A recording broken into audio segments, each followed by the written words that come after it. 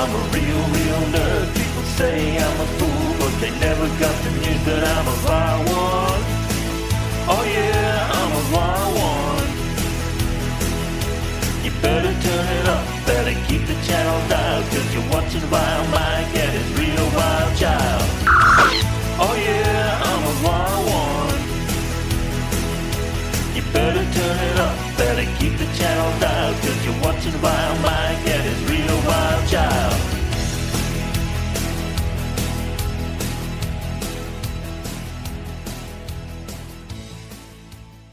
Howdy folks, it's VileMike here, and with me is my insubordinate, Katty Night. Excuse me, I am no insubordinate. I am your equal. If you were my equal, you'd do your fair share of editing, gathering clips, posting. Hell, you're supposed to be managing the Twitter account, and you don't even make your post every day like you're supposed to. Yes, but who's the real star of this channel? Shut it. Anyways, what up, peoples? I'm Katty Night, and introducing our special guest for this episode, my best friend, my partner in crime, Quinn.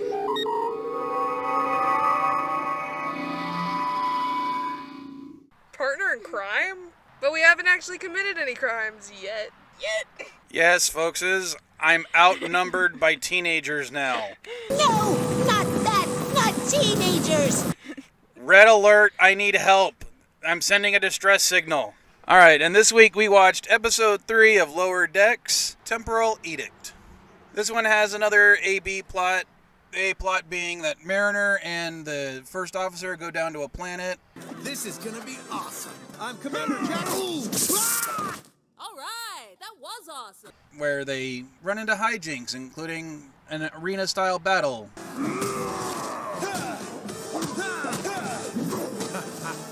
Which is very Kirkish. The B plot basically is a Scotty saying from TNG. Yeah, well, I told the captain I'd have this analysis done in an hour. How long would it really take? An hour? Oh, you didn't tell him how long it would really take, did you? Being turned into an entire episode. Since Quinn is our guest, I'm going to ask her a couple of questions. How much of a Star Trek fan are you actually? I've seen a couple of seasons, but it was always the original. I preferred Doctor Who.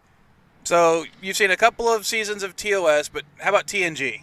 Next Generation? Seen the first 2 seasons of that as well. Star Trek Deep Space Nine? Nope. Star Trek Voyager? Nope. Star Trek Enterprise? Nope. Star Trek Discovery? I don't even think I've heard of that one.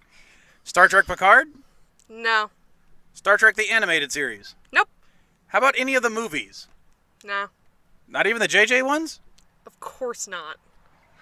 So, suffice to say, you're not really a Trekkie. No. Did you like this episode? Yeah, it was pretty good. Katty made me watch all of them. Okay, now I have a few questions for you. What did you think of all the characters, such as Mariner? You're just Mariner. Full blown. You're Mariner. That's basically the consensus. What did you think of Ensign Rutherford? Cute cyborg boy. Bean. Bean? Bean. Bean? Bean.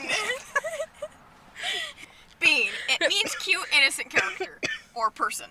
I have never heard that before. You've heard me say it multiple times. Yeah! This character is Bean. Anyways, what did you think of Ensign Boimler? Prick. Language. Uptight. Hates not following rules. Kind of sounds like the person that always kissed up to the teacher and told them when you had homework that you were supposed to turn in that they forgot about.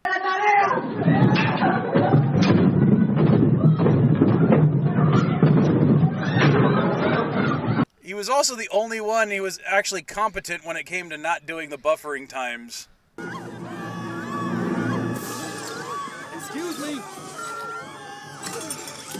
Personal log. I've completed all of today's assignments ahead of schedule, and I've requested more. Space. The funnest frontier? Meaning that he's actually good at his job, even something the captain had issues with. Which just means the captain sucks. Agreed. I think everyone on this crew kind of sucks. Anyways, last but definitely not least, what did you think of Tendi? Hot. That's it. End of episode. Well, she is an Orion, and she comes from a proud lineage of this character, of this character, this character, and this character.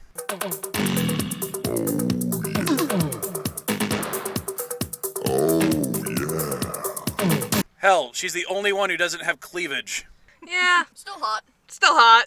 That undercut, I mean, like, amazing. All right, now, what did you actually think about the arena-type episode where they have a trial by combat? It's very cliche in sci-fi, and it's been done in Trek before. But what did you think about how it actually turned out? I liked how it was just like, no, stop fighting me. I don't like conflict. I demand a peaceful negotiation. I respect your sovereignty.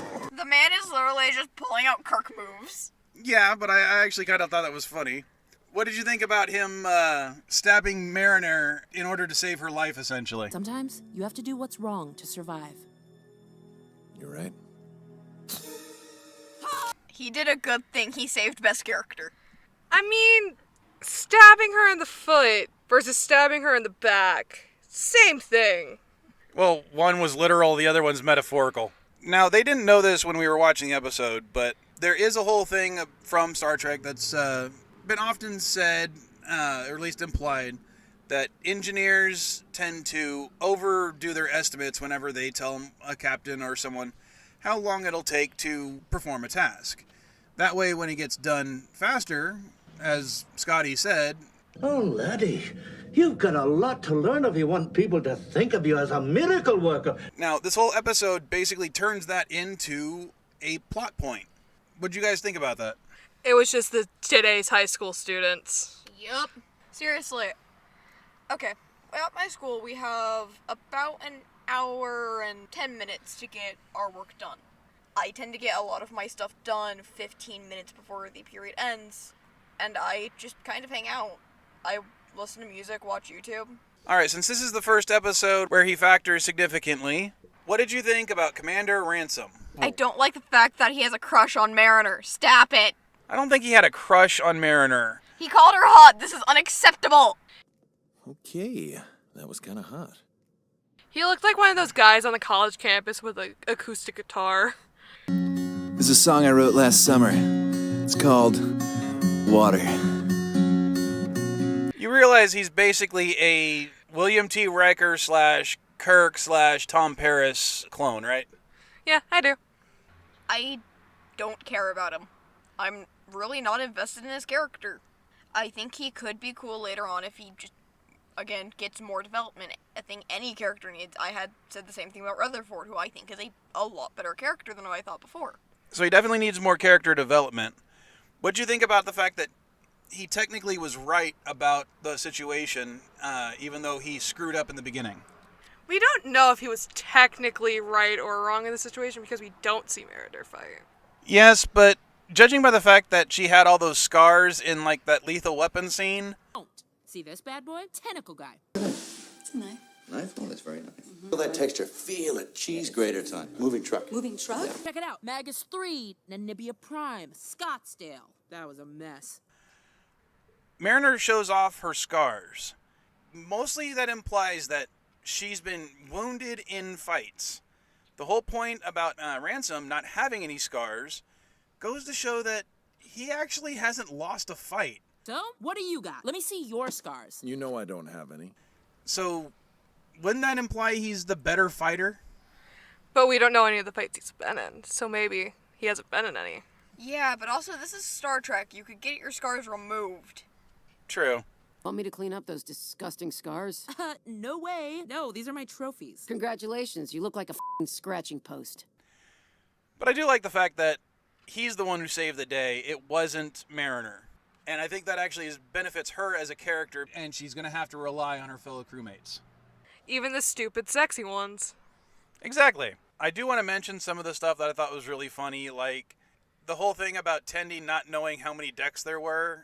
I have to assist with a surgery, and I honestly can't remember which deck sickbay is on. 26? Is that... do we have that many? As kind of a callback to First Contact. Looks like the control deck's 26 up to 11. How big is this ship? There are 24 decks. And in the opener, when they had the Klingon ship and the Cerritos facing off with each other, similar to how the Enterprise did so with the Pach. At least I think that's the ship's name. Crap.